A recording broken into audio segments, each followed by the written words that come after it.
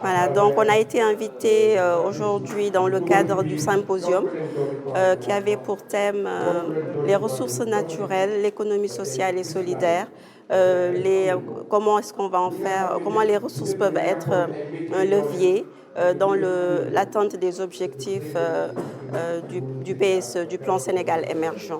Donc ce symposium nous a donné l'occasion de revenir un peu en détail sur les champs qui sont en cours d'exploitation en ce moment, à savoir le champ gazier de GTA, le champ pétrolier de Sangomar et les études qui se poursuivent pour le champ gazier de Yakar-Teranga. Donc, on est revenu un peu sur l'état d'avancement des projets, sur les revenus qui sont attendus.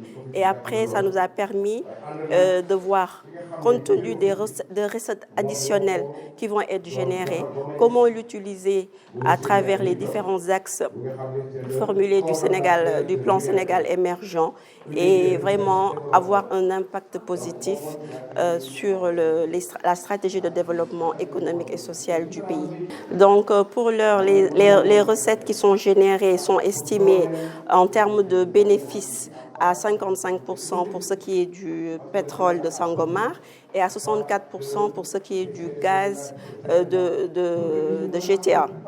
Voilà, maintenant, avec l'apport des services compétents du ministère des Finances, naturellement la DPE, et avec l'apport du bureau du BOSS, le bureau opérationnel pour le suivi du plan Sénégal émergent, beaucoup de secteurs porteurs de croissance ont été identifiés.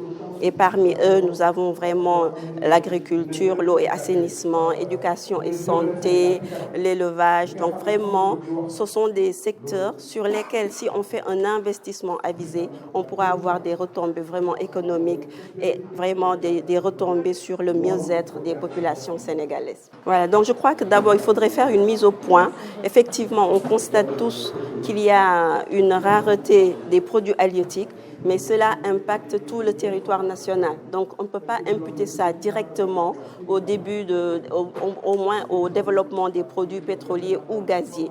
Donc ça, c'est un point qu'il convient d'éclaircir en premier lieu.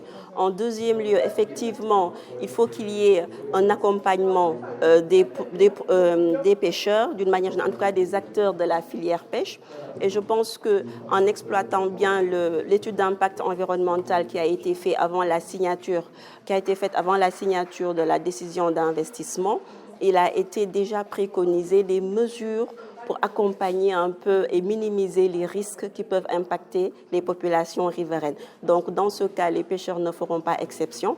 Et comme je l'ai formulé également, pour être vraiment précis sur quelles sont les formations, quels sont les nouveaux métiers, ça c'est l'ONFP qui a mieux vraiment de répondre à ce genre de questionnement.